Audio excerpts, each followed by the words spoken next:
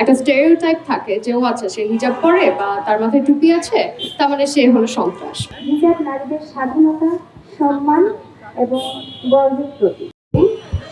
আজকে আমাদের এখানে জমায়েত হওয়ার কারণ হলো আজ 1 ফেব্রুয়ারি। ঐতিহাসিক কনটেক্সটের দিকে যাই, 2013 সালে বাংলাদেশি বংশোদ্ভূত নাজমা খান প্রথম এটা শুরু করেন এবং বর্তমানে 2026 সালে 140টি দেশে আন্তর্জাতিক হিজাব দিবস পালিত হয়ে আসছে। এর কারণটা হলো, আমরা যদি পশ্চিমা বিশ্বের দিকেও তাকাই, আমরা দেখবো যে হিজাব পরার কারণে এক ধরনের প্রেজুডিসের শিকার হতে হয়। একটা স্টেরিওটাইপ থাকে যে ও আচ্ছা সে হিজাব পরে বা তার মাথায় টুপি আছে, তার মানে সে হলো সন্ত্রাস। এই কারণে দেখা গিয়েছে যে অনেক বিভিন্ন সময় নারীদেরকে অনেক হেনস্থার শিকার হতে হয়, তাদের গায়ে থুতু দেওয়া হয়, লাথি দেওয়া হয়, এরকম অনেক ঘটনা হয়েছে। এবং সাম্প্রতিক সময় আমরা যদি দেখি যে নির্বাচনকে কেন্দ্র করে এই হিজাব পরিহিত, নিকাব পরিহিত নারীদের উপর অনেক নির্যাতন হচ্ছে, তাদের হিজাব ধরে টান দেওয়া হচ্ছে, নিকাব ধরে টান দেওয়া হচ্ছে। এবং আমরা ঢাকা বিশ্ববিদ্যালয়ের শিক্ষার্থী হিসেবে এবং ডাকসুর সদস্য হিসেবে আমরা এর নিন্দা জানাই। দেখবেন যে কিছু কিছু লোক তারা পোশাকের স্বাধীনতায় বিশ্বাসী, কিন্তু পোশাকের স্বাধীনতা কথাটা যখন তারা বলে তখন তারা খুব সিলেক্টিভ ভাবে বলে। তারা পোশাকের স্বাধীনতা বলতে শুধুমাত্রই জিন্স টপস বা এ ধরনের পোশাকের স্বাধীনতায় বিশ্বাসী বলে, এবং যখন তারা দেখে যে একজন নারী সে হিজাব করছে বা নিকাব করছে, কোনো এক অদ্ভুত কারণে তার মাথায় এটা চলে আসে যে এটা তার উপর ইম্পোজ করে দেওয়া হয়েছে। আমরা এর বিরুদ্ধে দাঁড়িয়েছি। আমরা বলতে চাই যে এটা আমাদের উপর ইম্পোজ করা হয়নি, দিস ইজ আওয়ার চয়েস। আমাদের আজকের আয়োজনের প্রধান আকর্ষণ হিজাব ডে উপলক্ষে হিজাব symbol of pride and freedom এই টাইটেলের উপর একটি সেমিনার, এবং আমাদের সেমিনারে আজকে বিশ্ব বরেণ্য আলেম আমাদের উদ্দেশ্য করে আলোচনা রাখবেন। তাছাড়াও বিভিন্ন স্কলাররা আলোচনা করবেন।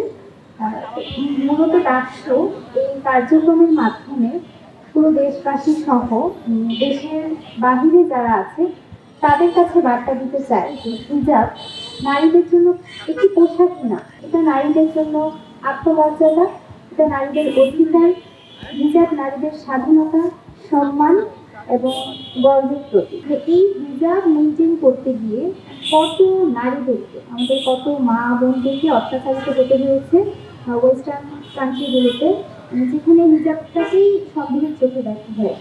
এবং বাংলাদেশের মতো একটা মুসলিম প্রধান দেশে যারা হিজাব মেনটেন করেন তাদেরকে কী ধরনের হেনস্থার শিকার হতে হয়েছে আমরা বিগত সময়গুলোতে দেখেছি। আমরা এই বার্তা দিতে চাই যে দেশের প্রত্যেকটি নারী তার অধিকার বলে হিজাব মেনটেন করতে পারবে, নিকাব মেনটেন করতে পারবে, এবং এই যাবৎকালে হিজাব নিকাব মেনটেনের কারণে যত নারী নির্যাতিত হয়েছে আমরা প্রত্যেকটি ঘটনার নিন্দা জানাই, প্রত্যেকটি ঘটনার বিচার চাই। এবং পরবর্তীতে পরবর্তী সময়ে বাংলাদেশের যে কোনো প্রান্তে, যে কোনো শিক্ষা প্রতিষ্ঠান, কর্মক্ষেত্র, কোনো জায়গায় কোনো নারীরা যেন হিজাব পরিধানের কারণে বঞ্চিত না হয়। প্রচারণাকে উদ্দেশ্য করে যে আপুরা বের হচ্ছেন তাদের উপর বিভিন্ন সময় হামলা হচ্ছে এবং তাদের পোশাক খুলে নেওয়ার মতো হুমকি দিচ্ছে, তাও আবার ওপেন মিডিয়ার সামনেই। আর সেই জায়গা থেকে আমরা উদ্বেগ প্রকাশ করছি ঢাকা বিশ্ববিদ্যালয়ের শিক্ষার্থী হিসেবে যে আমাদের বাংলাদেশে আমরা সব কালচারের মানুষই বসবাস করছি। এখানে আমরা দেখতে চাই না যে কোনো পোশাকের কারণে কেউ হেয় প্রতিপন্ন হবে। আমাদের ফেসবুক পোস্টগুলোতে আপনারা দেখলে বুঝতে পারবেন যে আমরা কিসের মধ্য দিয়ে যাই। তো আমরা আসলে ঢাকা বিশ্ববিদ্যালয়ের শিক্ষার্থী হিসেবে তো আমরা অনেক স্ট্রং, এবং ডাকসু এবং বিভিন্ন মাধ্যমে আমরা আসলে অনেক কাজ করতে গিয়ে আমরা এগুলোর শিকার হচ্ছি।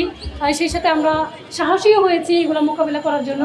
কিন্তু আমাদের যে বোনেরা খুবই রিজার্ভ, তাদের ক্ষেত্রে এগুলো মেনে নেওয়া খুবই কষ্টকর।